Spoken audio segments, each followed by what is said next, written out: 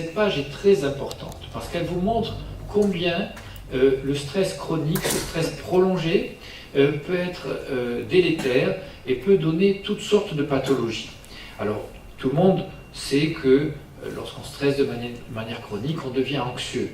Maintenant, si je vous dis quelle est la différence entre le stress et l'anxiété, alors je vais vous le donner tout de suite parce que c'est un petit peu, à la fois c'est simple, mais il faut le savoir. Le stress, je vous l'ai donné dans la définition, c'est cette réaction que l'on a à un danger ou une menace qui est concrète.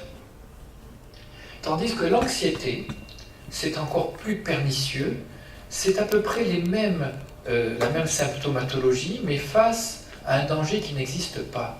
La personne anxieuse, elle va se morfondre pour un danger imaginaire ou pour un problème imaginaire. C'est-à-dire que vous avez compris qu'à force de stresser, pour des raisons, encore une fois, concrètes, on peut en venir à garder les mêmes symptômes de cœur qui palpite, de se sentir pas bien en soi, d'avoir des aigreurs d'estomac, de se sentir l'esprit encombré, alors qu'il n'y a aucune raison.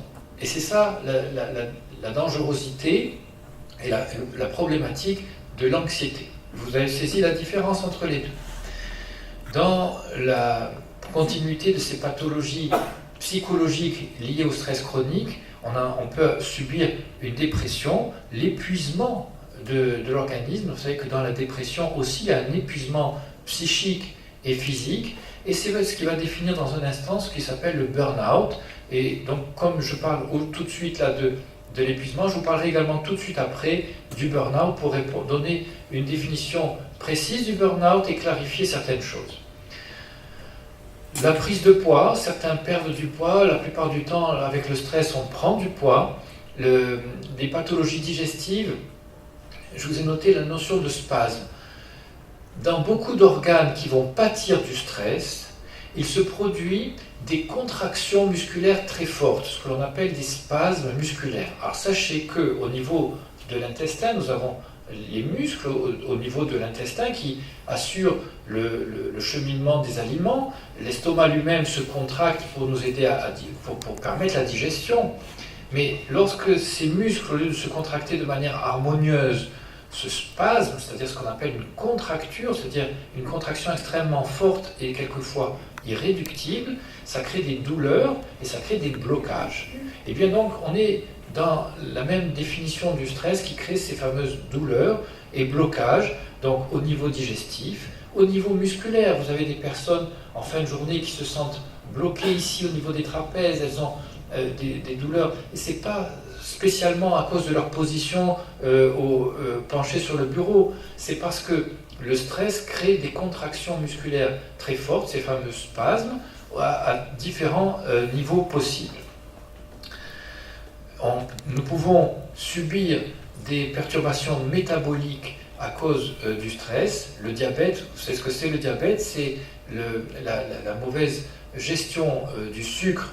Et donc il s'agit d'une pathologie qui va se situer au niveau du pancréas, cet organe qui est fait pour gérer le sucre grâce à la synthèse notamment de l'insuline, l'hormone qui permet de gérer le sucre. Alors, vous voyez, ces pathologies continuent avec des choses qui peuvent être encore beaucoup plus graves, de diminution des défenses immunitaires, et sachez-le, nous pouvons avoir des infections, donc attraper plus facilement des infections lorsqu'on est en période de stress, et encore plus malheureusement, la naissance de cancer à cause du stress. Alors tout ce que je vous cite là est prouvé, il y a des références importantes, nous n'avons pas le temps ni l'occasion ici de tout détailler, mais je tiens à insister sur cette page qui est importante pour réaliser combien le stress chronique peut être responsable de pathologies, et de pathologies des fois difficiles à résoudre. Je voudrais juste vous donner une ou deux illustrations. Est-ce que vous savez par exemple qu'à cause du stress chronique, on peut avoir une baisse de l'acuité visuelle? On va voir moins bien à cause du stress. Pourquoi? Eh bien regardez. Les yeux fonctionnent, s'adaptent à ce que l'on veut voir D'abord parce qu'on a deux yeux. Donc les deux yeux vont focaliser sur le point que l'on veut voir. Cette focalisation se fait par des muscles que l'on a autour des yeux, qui sont des muscles que l'on qualifie de oculomoteurs, donc capables de faire bouger les globes oculaires et les faire converger à la bonne distance de ce que l'on veut voir. À l'intérieur de l'œil, il y a également des mouvements musculaires pour que le cristallin se dilate ou se contracte et adapte notre vision à la distance. Eh bien, je vous ai parlé des contractures musculaires, elles peuvent également s'exercer au niveau des muscles des yeux, et vous avez des personnes qui deviennent incapables d'adapter leur vision à la distance parce qu'ils subissent des contractures musculaires, soit à l'intérieur de l'œil, soit au niveau des muscles responsables des mouvements des deux yeux, et de les rendre convergents. Et les orthoptistes c'est une spécialité paramédicale qui s'occupe de la rééducation de la vision. On le disent eux-mêmes, ils ont des fois un mal fou à réduire ces contractures musculaires responsables d'une baisse de l'acuité visuelle. Deuxième exemple que je vous donne, deuxième illustration, un jeune homme de 16 ans, que je vois à mon cabinet pour de l'acné. Et je lui fais faire une prise de sang pour lui prescrire un médicament assez fort, donc il mérite d'être surveillé. Et c'est de manière providentielle parce que normalement on ne doit pas demander la glycémie, c'est-à-dire le taux de sucre dans le sang pour ce bilan que je devais faire. Et bon, j'ai cliqué sur cette touche, ça s'est imprimé, la glycémie, en plus du bilan que j'avais le besoin de lui donner. Et vraiment, c'est de manière providentielle, parce que la glycémie était extrêmement élevée. Alors, la mère m'appelle, je lui dis, c'est pas possible, c'est une erreur du laboratoire. On avait un jeune homme qui était en parfaite santé, en apparence en tout cas, et alors on refait la prise de sang, c'était une erreur. Et la deuxième prise de sang nous montre le même résultat, la glycémie au plafond. Alors, hospitalisation, on diagnostique un diabète. Donc ce jeune homme, en apparence normale, eh bien, il sort de l'hôpital avec une piqûre d'insuline, matin et soir, le contrôle de sa glycémie avec la goutte au sang, je ne sais pas si vous savez ce que c'est ça. Et c'est incroyable, incroyable. Donc moi, je n'arrivais pas à accepter ça, et à force de le voir, et je demande à ça, une fois j'ai eu une conversation avec sa maman, et qui me dit, je lui dis, c'est pas possible, il s'est passé quelque chose, et elle me bon, on a réfléchi ensemble et finalement, on a compris qu'il ne s'exprimait pas. Mais il vivait mal la séparation des parents, les conflits, et que finalement, ce diabète, alors on ne peut plus surprenant, était en fait la conséquence de ce stress chronique et intériorisé. Voilà des illustrations, on pourrait en donner des centaines et des milliers, mais pour illustrer ce que je vous montre là, sur cette page. Il y a déjà une question, bravo. Comment on enclenche le stress chronique? Est-ce que c'est seulement par l'esprit qu'on peut mettre fin? La question, comment est-ce qu'on enclenche le stress chronique? Eh bien, le stress chronique répond à une agression qui est chronique. Vous voyez? Donc la personne qui vit mal son travail, la personne qui a des soucis chroniques, comme on vient de voir l'exemple de ce jeune homme qui ruminait en fait en lui ses tracas de ses parents, séparés, les conflits, etc. Donc devant l'agression chronique, on développe malheureusement aussi le stress chronique. Le support biologique, si vous voulez, le support biologique de ce stress chronique, c'est l'augmentation du taux de cortisol, donc les hormones cortisol. Voilà. Le burn-out. Ah, deuxième question. Est-ce que le stress chronique a un lien avec les crampes?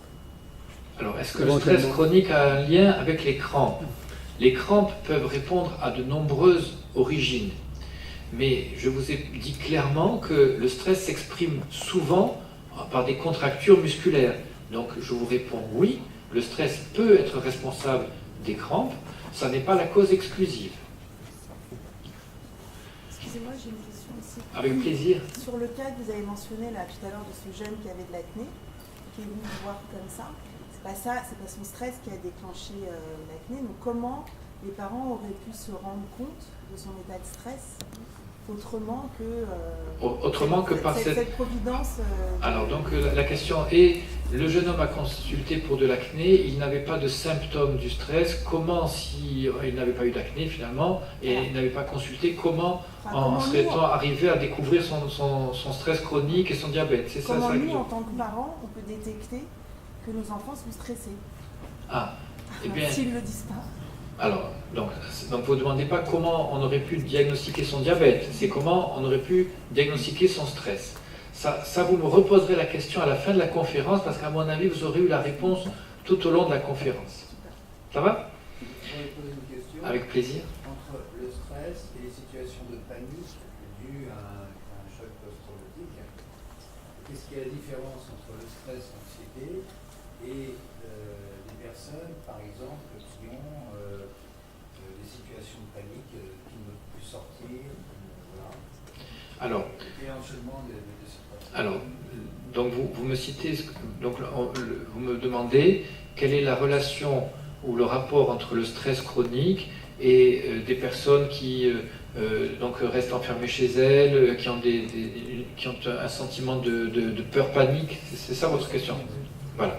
Alors c'est ce qu'on appelle l'agoraphobie, cette peur panique, cette peur de la foule.